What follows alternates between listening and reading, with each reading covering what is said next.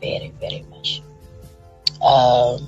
And I'm so grateful that today I have opportunity to speak about how God has kept me, His grace, His tender love. So I lost my husband in a terrible accident. So terrible that we couldn't view him on his funeral day. I remember the day Gabriella, my daughter, our daughter, we were planning her birthday because she was turning 1 that year. And we were on our way to Cape Town to have, people that knows me knows I love photos, and they know I love looking beautiful. So we were planning a photo shoot and a family vacation because Gabby is turning 1 year old. And the Friday morning, I remember it very, very clear. We were talking and he told me, no, confirm the date, confirm the guest house and everything. And still that day, he was the man of the moment, meaning bank accounts and everything was standard, and I was planning this whole vacation. And as the day was passing, I got a terrible fever.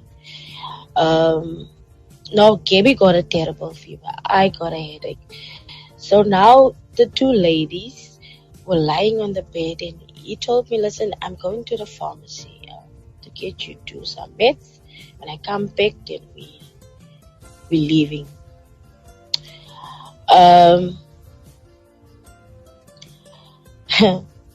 He came the first time, come kiss me and told me, I love you. And he held Gabby, and then poof, he goes again. And then he brings the meds. And the third time he came, my phone was off, and he said, Theonique, hoekom antwoord jy nie jou foon nie? En ek sê, I love my kop pyn, jy verskree op my. And he was shouting at me, things he never do. And I asked him, are you okay? And he said, yeah, I'm fine. And he jumps into the car, and I was reading the language of his lips, and he said, I love you, and he blows me a kiss. And off he goes. And then, I don't know what happened that day, Pastor Debs. It was a confusing day. I went to my mother-in-law, and I said, I have a strange feeling. And she asked me, did we argue? Because Benny just called his little sister, and they had a farewell thingy. And the sister is traumatized. And I'm asking, farewell about what? Where is he going? Because we're going to Cape Town. And I left Gabby there with her. And then she came with me. Because I was trying to call him and I was worried. And I drove the different routes that I know he would be at, or went to the local location posting. It's not there. I called him, and then a pastor out of Valco calls me and says, listen, you need to get to Benny immediately. And he said, nee, pastor, ek soek vir hom. But ek kry nie vir hom nie. And then I went to the crossing. You guys won't know, but there's a crossing between Katu and Posting and the other road. And I had, I was driving with my mother-in-law, so I'm a very good driver, Pastor Tips. So while driving, she said, "Ry stadig, moenie so lelik ry nie." Here, die vrou mens. Ek soek my man. And I was making a U-turn because I heard this alarm of the police, and I started to panic.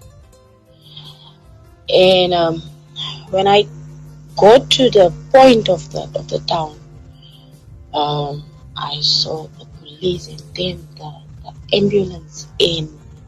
Ek ry agter hy goede aan man. En ek skiet, dis net ek hier wat duif en I drive. And when we came to a point, there was a roadblock, a heavy roadblock. And I didn't mind. I sommer take the right road en ek ry waar ek moet ry nie. Van ek wil voor uitkom. And whilst driving, I saw the bag that I usually pack for him. Where he has his sweets and whatever, and what paperwork, keys and whatever. I saw it laying at the side, but my eye caught it and ek dink myself, miskien sien ek spooke, miskien is dit die waar. And I start praying and ek vra vir die Here, asseblief Here, please Lord, let this not be what I'm thinking.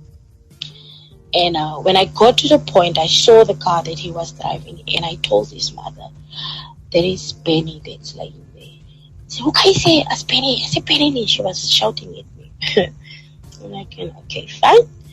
And then the two of us went there, and because Postmansburg it's a beautiful town. Everybody knows everybody.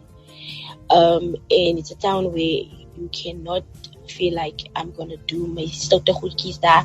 No, but everybody knows everybody. I always advise my friends and say, don't come there from the States and come do your things in Postmansburg. We know, we would know about it. And I went to that lady, the officer. I told her, my suspicion is that it's Benny. She said, no. It cannot be. We know Benny. It's not him. I told her what he was wearing, a blue t-shirt and a Adidas cap and everything. And she confirmed it. And I was still stable. His mother was crying and she's asking me, what did you do? What did you do? But I'm stable. I'm not crying. I'm stable. And when I went back to my car, seeing his friends and all the cars and all the people, ek het net daar in mekaar gesak en I'm like, but it was a big shock. What just happened here? The next thing, going home and the immediate family, close friends, Pastor Henry Jacobs. When he arrived, now I realized listen, it is like that. And Pastor Tushu Shaba from Uppington, he also came with some friends. My pastor, Pastor Kala, and the other people, Pastor Pierre here, was still in Kuruman. Traffic was so blocked he couldn't come. But everybody was there. You know, the hardest thing for me, listeners, friends and family, was that I had to tell my sons, it was not Benny's biological sons, but they were, you couldn't spot the difference. Not in the appearance, not in anything. You couldn't spot the difference because we were family. And I had to tell my two sons that, you know what, this is what happened. And when my son told me that, my older son told me that, I was not so worried. I used to say, Daddy, you want to hear nothing, he wants his daddy. I realized it. But when little Gabby came, and I hold her so tight, and I realized that I need to pull myself together. Long story, it's a very long story, but I'm going to keep it short. And there were a lot of things happening during the funeral that I still realized, and is still sensitive. But we had a decent funeral, and I want to thank, I still want to thank everybody who helped. You know, Debs, Benny was, the Thursday he was still a millionaire, and after the accident, he was a nothing. But with a little I had left, with a little that, you know, I say character and personality goes a long way. There were people that came to me, not with flowers, with money, and say, I feel your pain. This is what we have. We just want to give you this and see what you can do with it. The whole week I didn't even, there was money that I had for myself. I didn't use it. Okay, I left it for Christmas Day. But the other people came in, they just come and helping, giving their love and whatever. And I gave him one of the best funerals that I could have ever given anyone. That's all I want to say.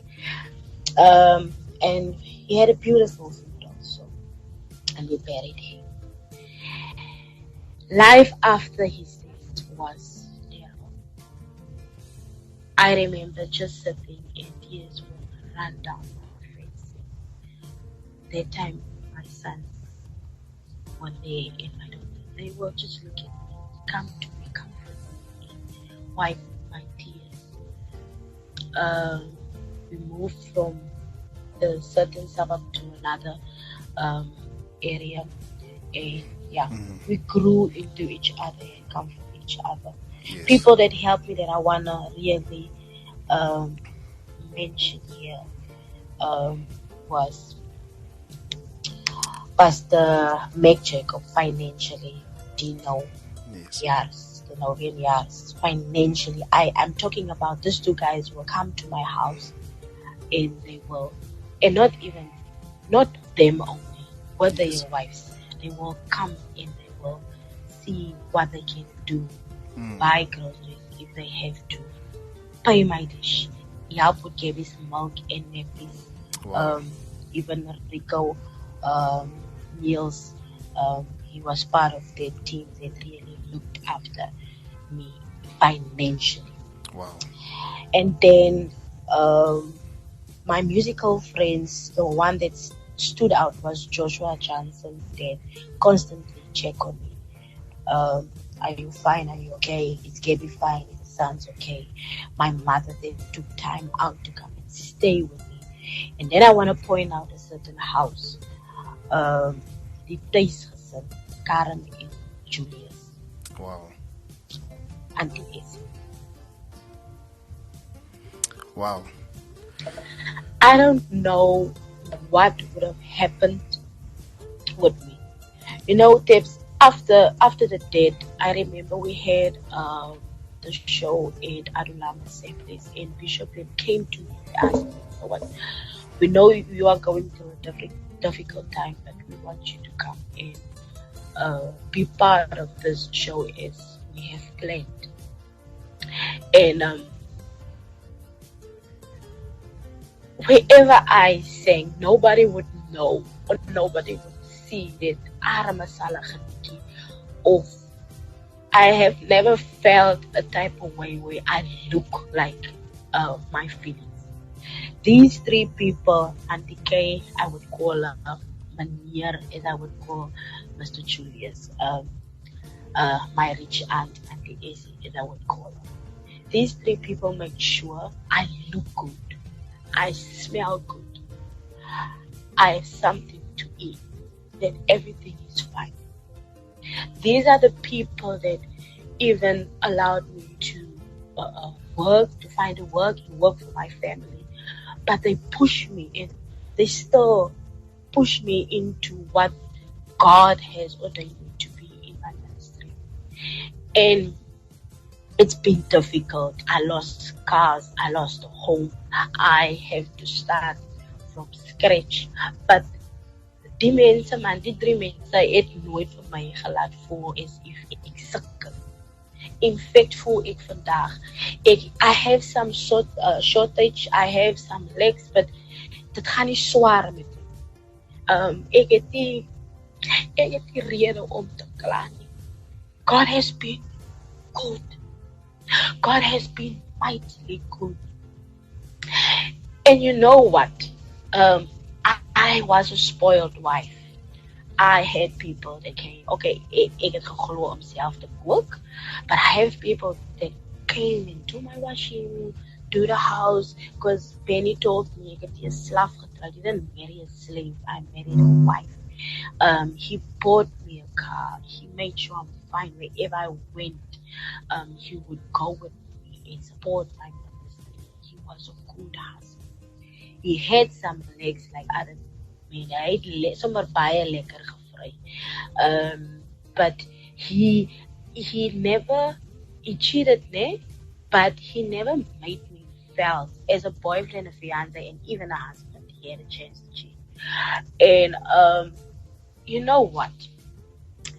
He never treat me ill. You kry manne, you find men, they cheat on their wives, but they mistreat the wife. And on his side, he never did it. In fact, he never knew that I know he was cheating.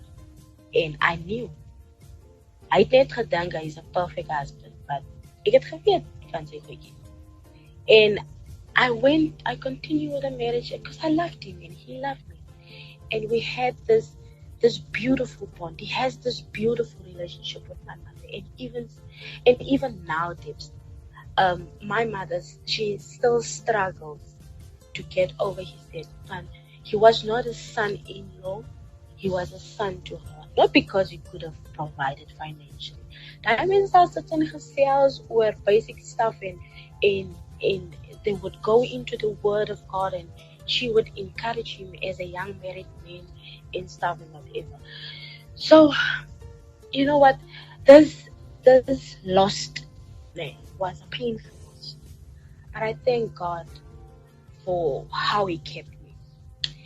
It was so bad. Benny had a child in the marriage, or made a child in the marriage. And he begged and said, please don't leave me, and please don't do that. It's fine. I struggled, I cried because Gabby's still a baby and here's a new baby. What gaat die aan? And when he passed on the 11th January 2021, I will never forget it. I went to Ackerman's, bought a gift, went to that house to go see the baby. When I got there, I was chilled. The mother received me well, the baby received me. But when I hold the baby in my hands, I was seeing the face of my husband. And I was like, yeah. What is it that I have in order for me to go through so much pain? You know, when your husband has a child in the marriage, it's not only a hurt because you feel worthless. It's not that type of hurt. It's the hurt how you're gonna embrace this whole thing when people is gonna talk. Yes. You know what?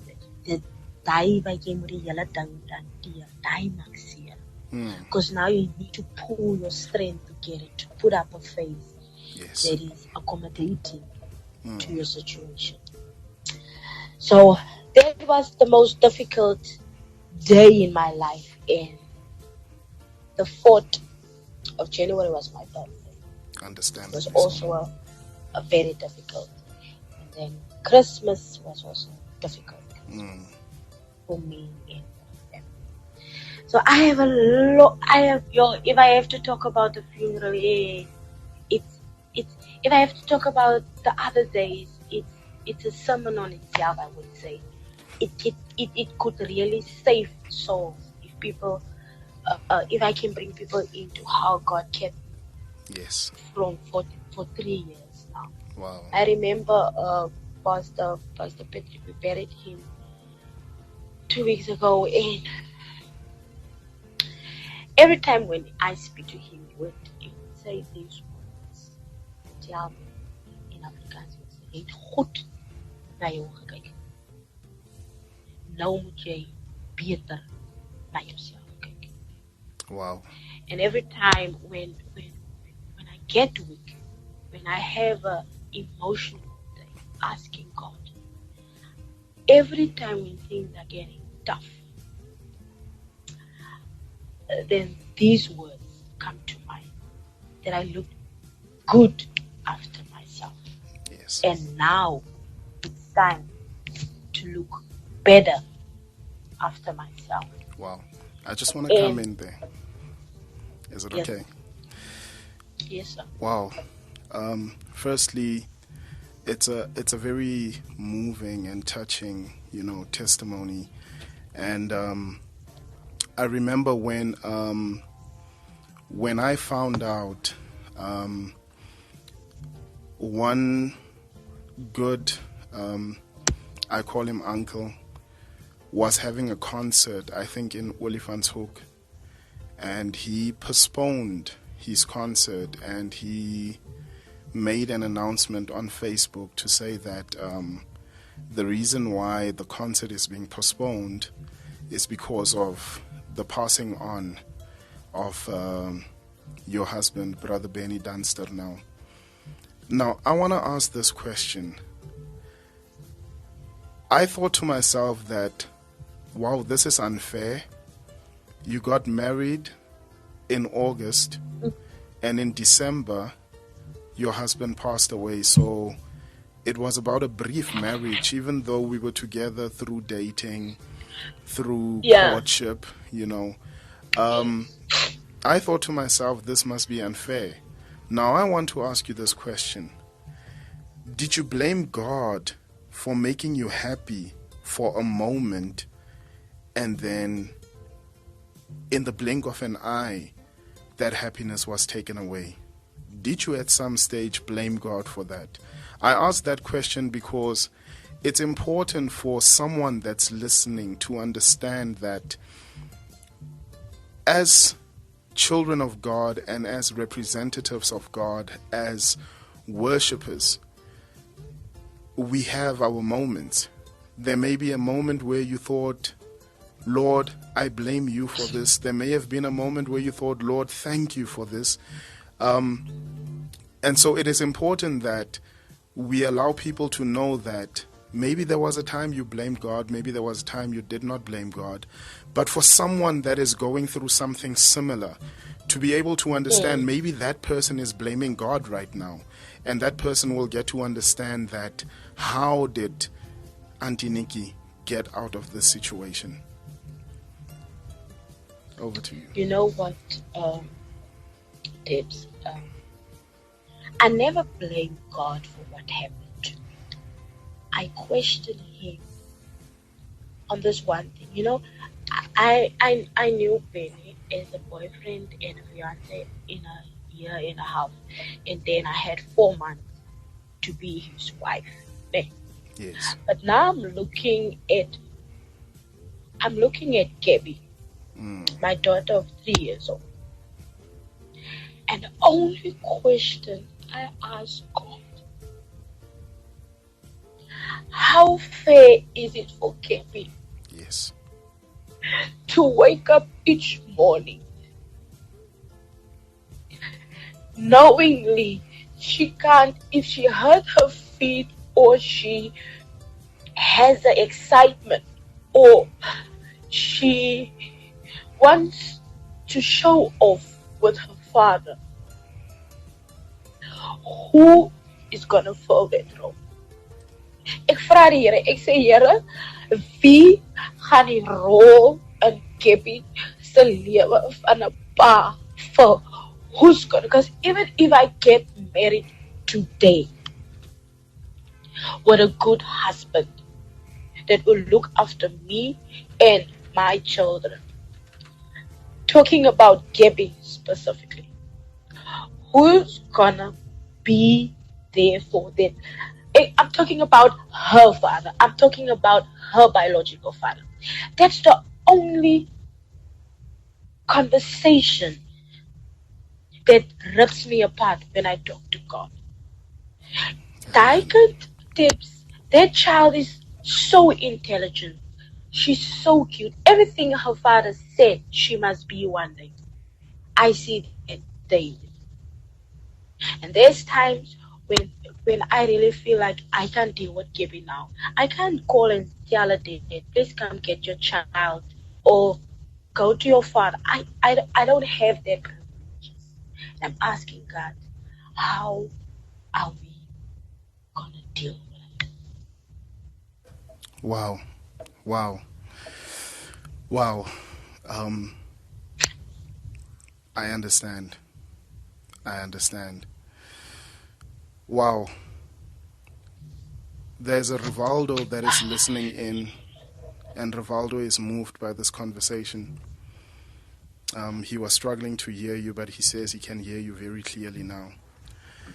Theonique, as you take a moment just to gather yourself, my sister, I just want to say thank you to those families that upheld you and made sure that you were looking good, made sure you were smelling good, made sure you were taken care of. I also want to acknowledge your late father in the faith, Apostle Patrick, that you just buried about 2 weeks ago. May his dear soul rest in peace. I know that he played a major role in your life. I also want to thank Pastor Tusho Shaba Emang Shaba. He's a good brother to me. I love him a lot, and I want to say thank you for being there for you and for supporting you and upholding you. And I also just want to assure you that there is a father out there that will love Gabby and your sons the way that God intended for it to be. There is. Believe me, there is. There really is. There is one that loves you so much out there that will love your children as he loves you, and even better than what he loves you. So much so that you may ask yourself, is he here for me or is he here for my children? But we trust God that he is there for you. I want to ask you another question. You know, with the help of, Auntie Kay and Manier and Pastor Tusho and everyone that was around you, everyone that made sure that, you really are taken care of, Pastor Donavian Jars, everyone that was there for you, even your musical friend Joshua Jansen that was there for you, all the people that you thanked. Apart from their presence in your life and their involvement in your life, how did you get through it? Just to help someone that is going through something. Someone maybe lost a mother, someone lost a father, someone lost a close friend, someone lost something that meant so much to them, and they are being touched by your story right now. And that person is able to say that, just by listening to this powerful, anointed worshiper of God. And as you said, if I were to tell the whole story, lives would be saved. And I'm grateful for the fact that you are so open and so honest about it. I remember I said that we're going to ask questions that are sensitive, and I see you are really saying it the way that you are feeling it in your spirit and speaking about things that one would have thought that they are too sensitive to touch on. I'm not going to ask questions on those. I understand your feelings around them. I just want to know how did you get through it all? It's been 3 years now. You can never be through it all completely. When you look at Gabby and you see her father, and I may say, after having seen pictures of your late husband, Gabby really is a splitting image of her father, and looking at your daughter and thinking to yourself, wow, this beautiful creation that he left for me here. How do you get through it all? Or how did you get through it all? How did you get to this point that you are here right now? Most of the people think that, they say that I'm strong. But how I am getting through this whole, I would say, life drama. I have days where I go to sleep just crying. And then I have days where I just laugh. Ek lag my siek. Ek lag my pap. Because I'm thinking, devil, hoe kry jy dit reg? how in heaven are you getting it right to come into my life and rob me of certainty? I could have lost my mind. I could have gone sick because for one moment you're happy and the next, poof, everything is just gone. Not over, not over on Hanmora. It's not plans Hanmora and Han. No, as it's forever gone. It's not as if I have this mansion in this car standing in the yard and my bank account is clicking. I'm the girl, my husband is gone, I'm sorted. Everything is gone. I wake up in the morning, wash myself. I sit for hours in the mirror, make up myself to the best ability. I feel fit and look beautiful. I dress myself, put on the shoes, whether it's high heels for a 5-minute photo shoot in the garden. I do all those stuff. And then when I'm done there, I go on Facebook, I go on a live, and I sing my heart out. That's what kept me going. I don't have too long programs to tell you. I wake up in the morning. Yes, I pray. Yes, I have fasting and prayer days. But it's not about God. Sustain me, keep me, send me money, give me a house, give me a car. I don't pray and fast for it. I pray and fast for the mental, for my mentalness. That they give me cook and food. I pray and fast, Lord, whenever I reach a altar or a stage. Anoint me with your praise. I need you. I need you to show up. That's the only reason I'm fasting and praying. If I get into service, I serve as if it's my last day. People that knows me. People that's the thing they think I can't jig on heels. I can jig on heels. There's nothing wrong with my feet. I can do all that whole thing. But when Yes. I'm in the presence of God, there's just a certain feeling coming up from my feet. So it's very difficult to have shoes on. So Yes. people would think ek like calves and it's not that. So I leave it like that and Yes. I just approach the stage with bare feet It's and if I throw the hair so.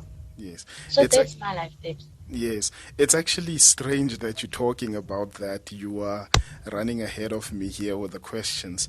I was going to say that I've noticed that whenever you go on stage and you become this dedicated, devoted worshiper that you are, with such a beautiful voice and such a thick anointing on your life that, you go barefoot on there. But now you've helped us understand that there's sort of like a feeling, a sensation that you get from your feet, and then Yes. you know Yes. that the Lord is here and I need to do what I need to do. It's not that you can't dance for the Lord barefooted.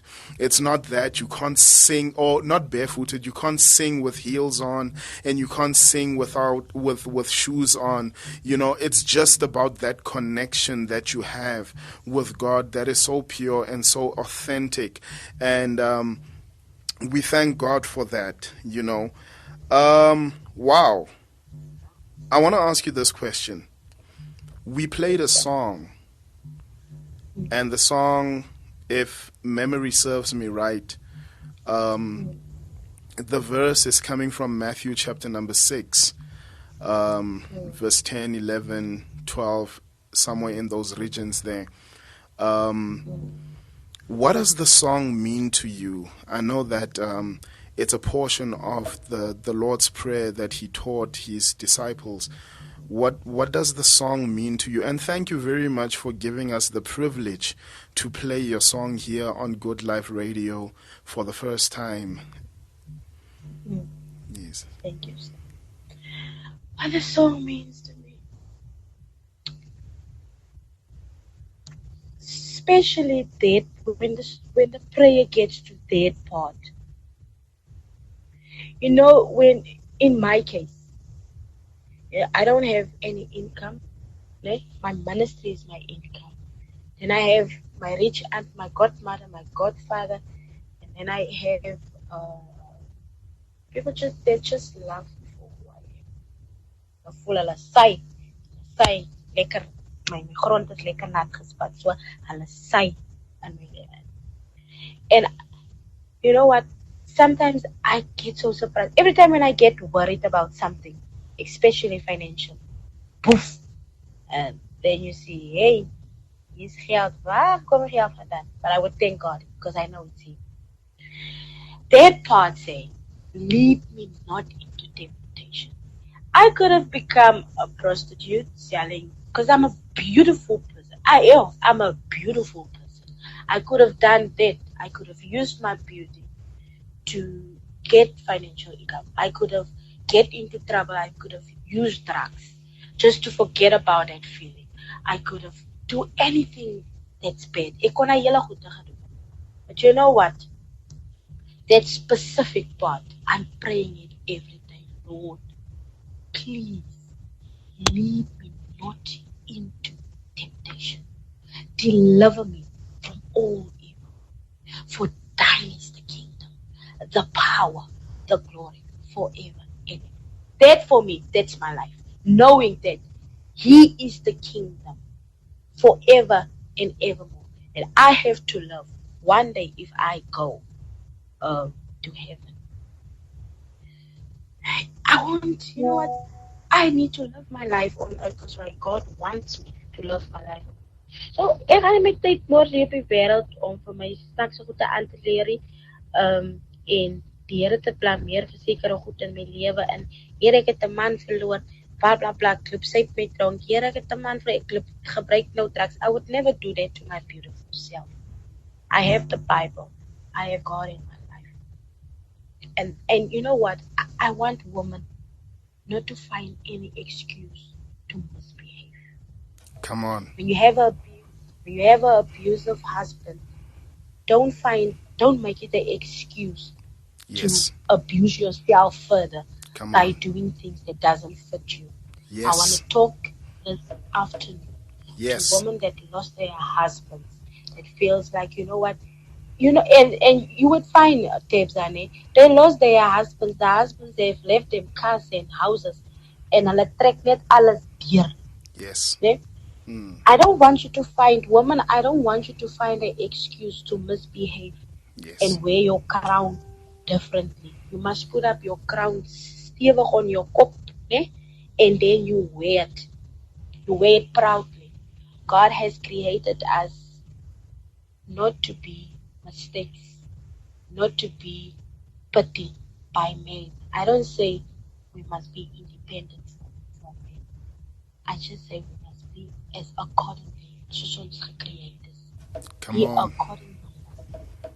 Don't find excuses to be a drunkard. You know, I can also drink, ne? And then tell Gabby, hey, you fatherless child, come here. I can do that whole thing. But it won't make the pain easier. It won't take it away. By the way, it will make it worse. Yes. So I choose to teach that child one day when she's my age, 30 years. You know, when I lost my husband, I was 28 years. Wow.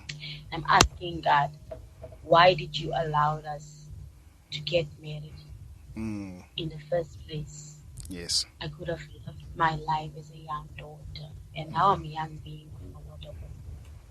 And I was ashamed to say I'm a widow, but today I'm proud to say I'm a widow. God has brought me out of it, and He's still bringing me out of it. I'm not saying, yeah, I'm fine, I'm okay, yeah, I'm a widow. I'm saying thank you every day to God. Amen. And you know, like I said on my page, I told the ladies, you know, my godmother, even my own biological mother, my godmother is younger, né? And my mother is she's in her age. But when my mother wakes up in the morning, she will go straight to the bathroom. She fixes herself, dresses herself, and then she continues with the day. I have noticed that the same thing my mother does, my godmother do. She would wake up, go straight to the bathroom, and there's no asking me Yapsini for he wants to mess up her day. But she goes straight to the bathroom, get herself dressed, beautifully dressed. We take pictures, and then we go back into the house and we start our day. And it's not because we're not living in pretenders. That's just take 15 or 5 minutes of your womanly time. Yes. Leave the cooking, leave the cleaning, leave the washing machine, leave that whole stuff just for 15 minutes. You sit yourself down in front of the mirror. You make up yourself, Google how to make up yourself. You do that whole thing, and after you dress yourself beautifully and you take yourself a picture of that day. You can you can do anything. Just please, man, woman, just take time to invest in your beauty. Just take time to invest in your strength. Just take time to invest in your existence. Leave this gown here that you have here. Come on. All right. Wow. So yes, Tibbs, I have to go, my brother. It was Yes. nice. I cried. I had a time to be listener, and Amen. I just want to point out. Last week we were in Cape Town. Yes. With Bishop Henry Jacobs Adulam. They Yes. building up another congregation. Yes. And whilst he was preaching, Mm. I realized that the same church, every time when I go through a difficulty, Yes. especially when I lost somebody, I lost Pastor Patrick Fanel, and I'm still struggling with that one. Yes. And I told myself, this church, every time when I go to something, then these people, you know how churches are, Yes. or how pastors are. Yes. They love you now. Tomorrow they will look at you. But these people, hulle het my vir 'n tyd afgeshow nog. Hulle het my seer gemaak. Hulle het my afgeshow. But the mere fact that they came back, Yes. and the mere fact that the respect Mm. is PhD level, Mm. and the love is PhD level, Mm. I appreciate them. And I just Amen. want to point them out this afternoon. Amen. So thank you. So you brought by your Adulam. idea, he said Thank you. Theonique. No, but they know me. Everybody that loves me, Knows you. they know Yes. me. Before They before know me. before we let you go, my sister, I just wanna there's a message that came in for you. I just want to read out this message to you. It says, "Hi, Sister Nikki. I love your music, and you always make me cry when you sing. When you minister, you remind me of Exodus 3, when God said to Moses, 'Take off your shoes, for you are standing on holy ground.' Are you walking on that revelation?" Before you answer that question, let me read one more message from Rivaldo Johnson. I just want to acknowledge Rivaldo as well, who says, "This is a very touching story, but we trust God, Auntie Nikki. Better days are coming for you. Just as you are about to say goodbye, and I know you've said thank you to the people that really matter a lot to your life, the people that are there for you, that have you, that have got your back, and make sure that you don't find yourself in that gown geesie and die swirl kousie and all that are goeders wat die mooi colored girls doen. Are you walking? Okay, ek is jammer. Forgive me. Forgive me. That's what goes in down. Forgive me. Forgive me. Forgive me. I switched to Afrikaans because I was attending to a certain type of person, but I do apologize. Women, get out of that gown gees and the swirlkosie. That is a stocking over your head for those that don't know what a swirlkosie is. Are you walking that revelation? And this will be your parting shot. As you minister and you get that feeling in your feet, are you walking that revelation in Exodus chapter number 3 that says, Moses, Moses, take off your shoes, for the ground that you are standing on is holy? You know, when Moses was there in the bushes, he was preparing for, I think God had a promise in line for him. The Here was for a promise again, and then he gave us the 10 commandments and stuff. So yes, Whenever I make sure, and while singing, I would ask God, you make the difference and you take the glory. So yes, to that listener, I'm walking into that reflection. To Amen. wherever platform I get to welcome God's Yes. presence by being bare feet. Amen. Sister Nikki, as you're about to leave, one more message from you. It says, Nickerball, keep going, my scat. Die gown gees, ladies, fuck yourself, nah. You will probably know who that is. He or she did not put a name there, but I'm sure you will know who that is. Lazal. You know, we know how to search names here. Yeah. Ladies and gentlemen, listeners of Good Life Radio, that right there was Sister Theonique Donaline Dunster, popularly known as Auntie Nikki. Thank you so much, Auntie Nikki, for your time here with us. Thank you for inspiring a woman. Thank you for ensuring that someone out there understands that you can make it out of this situation, even through grief. And thank you for helping someone understand there that you don't have to take your worship and put it aside. You can worship God even through your grief. You can worship God through each and everything that you are going through. Just say goodbye to your friends, family, and to the listeners of Good Life Radio, even those that appreciate you allowing us to play your song here on Good Life Radio. Just say your shout out to them, just say your goodbyes to them, and God will bless you. We love you. Thank you so much. Thank you, everybody. Thank you, Good Life, for this beautiful opportunity. Thank you, Pastor Pipsa. I appreciate you as a friend and also as a brother. Mostly as a brother, I appreciate you, sir. And I want to say thank you to all mothers. Firstly, my mother. I want to say thank you, Auntie. Goodbye. Auntie Nix, if you will just speak a little louder. Your family is Can you hear complaining. me now? Yes. Yes. So yeah, mostly I want to thank everybody baie dankie julle wat geluister het. Neeltjies, Rosie, Kaffie, Natie, Gabby, baie dankie dat julle geluister het. But I want to point out my mother. I want to tell her, Auntie Nooks, thank you very much. Thank you for loving me this much to stand by my side.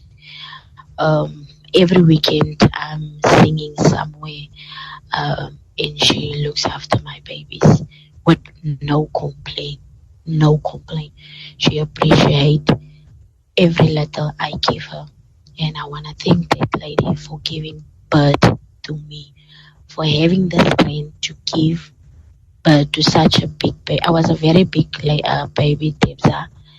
My mother almost died, but God kept her. And I thank her for raising me to be this lady.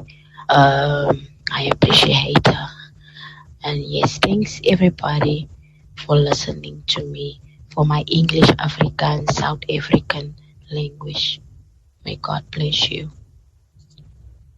Wow. Thank you so much, Auntie Nitki. Enjoy your time in PE. Enjoy yourself everywhere you go, everywhere you minister. We look forward to having you here in Pretoria. Once again, to sharing the stage with you, and just we want to say thank you to you.